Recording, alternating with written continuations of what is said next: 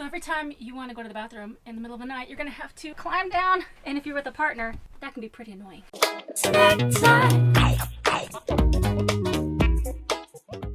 Hello Snack Pack, welcome back to Travel Snacks. Today's episode is all about deciding between getting a truck and camper or a van. Now, as most of you know, I already have a van and it's being converted right now, but recently I needed to take a break because the van build is no joke. It's super stressful and I just couldn't handle it. So my mom and dad graciously allowed me to take their truck and camper and was a total adventure. It's been so hot in the Southern California desert that I just had to get away. I wanted to go somewhere super green and beautiful and natural, and I ended up going to the Sequoia National Park. And then the second half of my trip, I went to the Carlsbad, San Diego area, which was in the 70s, a much more cool climate. You can hear more about what happened on that trip on my most recent live stream, which is called We Broke Down. But my parents allowed me to take the truck and camper, which I'd never driven before. It's a very big vehicle, but I was like, well, I've driven a U-Haul before, so I'm good to go. So I packed it up, I went out on the road, and in today's video, I want to share the pros, the cons, and things to consider and things I learned while being in the truck and camper for a week. This is my experience. This may be different for everybody, but for my experiences, I want to start with the pros because I like to be positive. The first pro is that basically you're just driving a big truck. So if you can get used to just driving a regular Ford or Chevy or whatever truck, then you're fine, except for the fact that it's wider and you're taking up more room. But it's still a pro because it's still just a regular vehicle if you really think about it. The rest of my pros all pertain to the camper portion, so let's go in there now. The first pro of having a camper is that it's so spacious, so much room for activities. The next most awesome thing is having a bathroom. And if you've been following my channel, you'll know that I've been converting my van, and one of the top priorities is to have a bathroom. So I don't have to go to Walmart in the middle of the night or pee in a cup or adult diaper. Now, you know I'm all about my food and snacks, so it's awesome to have a built-in fridge that you can store all kinds of frozen and fresh foods in and cook and save money. The next thing is having water where you can do your dishes, brush your teeth, and wash your hair if you need. This camper also has a shower. I don't know if I would really use it that much because it's only cold water unless you plug in at a campground. A camper has way more storage than a van because there's just way more space in here. And I really also like having a full-length mirror. You can also use an oven, a stove, and a microwave. But the microwave, you have to plug in or have solar. A camper also has way more seating. If you have friends or family that want to visit you, you'll have a place for them to sit. A van can have extra seating as well, but it depends on the type of van you have. And another great thing is that you can have fudging truck. I'm in the middle of nowhere, and a truck just has to come right now while I'm filming. What are you doing? And it's like 109 degrees. Hurry up, truck. Hurry up. Another benefit to having a camper is that you can have a queen size, maybe even a king size bed. Now, having a big bed is awesome, but this loops me around to the cons. If you've been sick and tired of staying in the house and you're ready for a break, throw a like on this video, and you might as well hit the subscribe button and notification bell. This loops me around to the cons. Let's jump onto that list. Although you can have a really big bed, it comes at a price because you're gonna have to have it built higher usually. And so it's going to be sitting on top here where you're not gonna be able to sit up in bed. So every time you wanna go to the bathroom in the middle of the night, you're gonna have to climb down. And if you're with a partner, that can be pretty annoying. Another thing I notice is that if I'm sitting on the toilet or getting dressed in this area, I'm looking straight out this window, and if you don't have tinted windows, people are just going to be able to see you. Unless you close this door,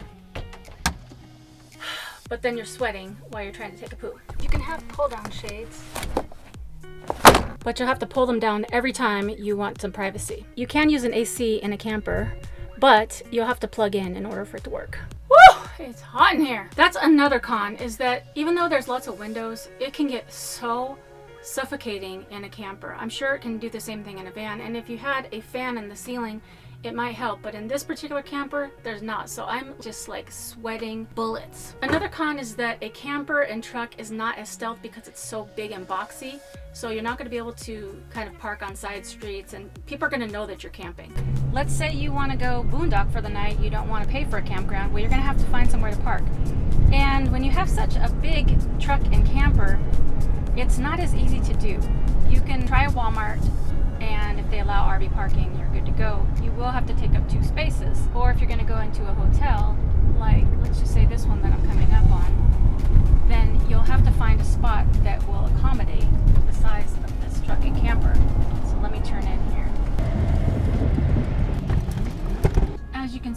spots are way too small, and they're just for compact cars. And usually bigger vehicles will park towards the back anyways. But you'll still need to find a spot that's out of the way, not blocking other cars or trucks. And if I parked in this one, I'd probably try to back in, but I'd be blocking the red curb, which you can't do. So even in this hotel, in the very back, they do have 2 spaces, one in front of the other, but when I just parked here, I'm actually taking up almost 4 spaces. Now, I can park in the back in one of these spaces.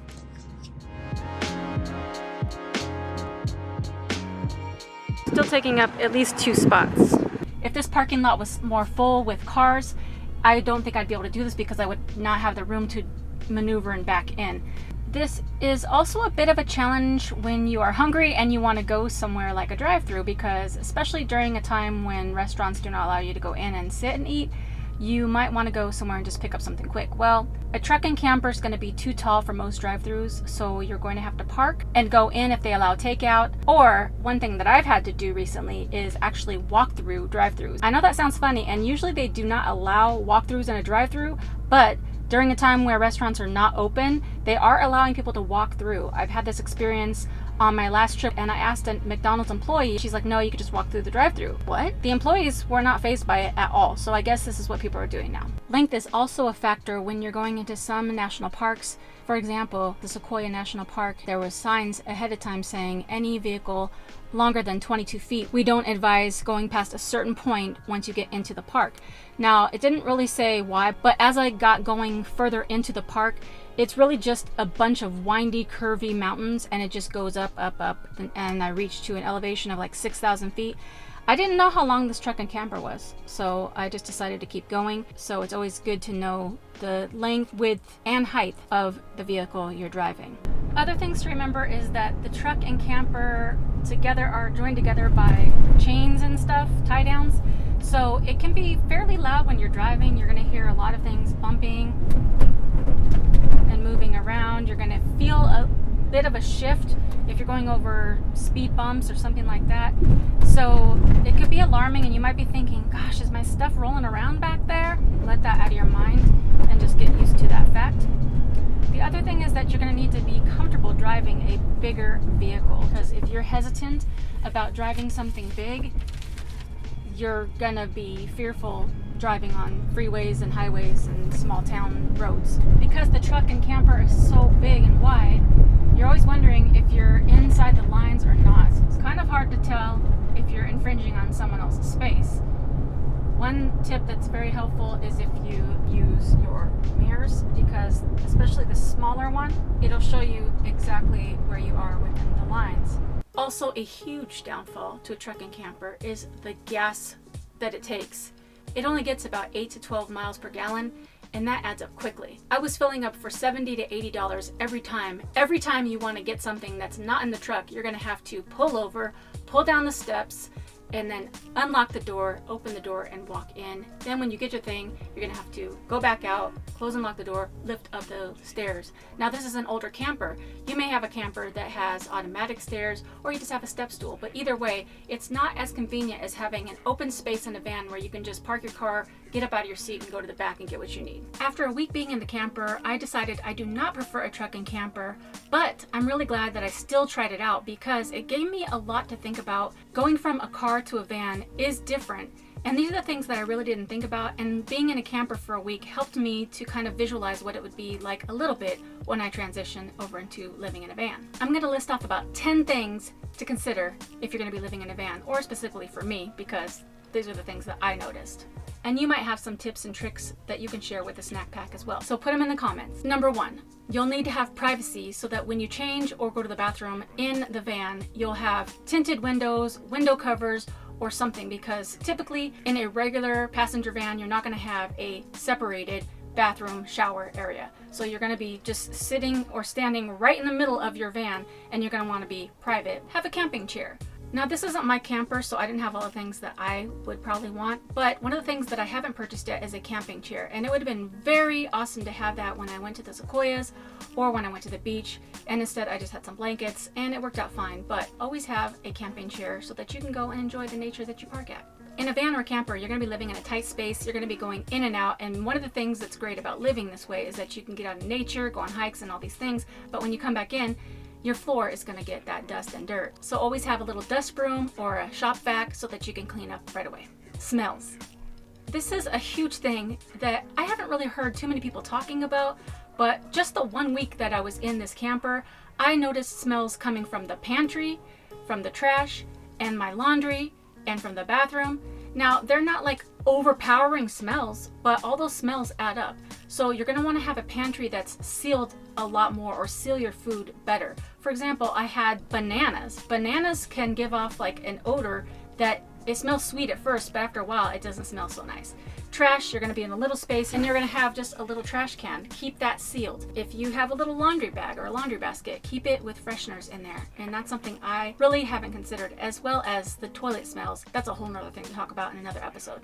When you cook in a small space, it's going to get hot and sweaty. I cooked several times on this stove, and one of the nights I cooked some Italian food that was heavy with the garlic. So it smelled and permeated, and it smelled good at first, but at night you're just breathing in that heavy garlic smell. And also it was very hot in here. Now I wanted to open the back door, but I was in a neighborhood, and so I didn't want to open the back door, put my steps down, open my windows, because you're trying to be stealth. So just know that when you're going to be cooking food, it's going to be a little more hot. Another thing is that everything needs a place, and not only needs a place, but needs to be put in its place. Because if you get in your truck or in your van and you start driving and things are going to be rolling off everywhere, that seems like common sense.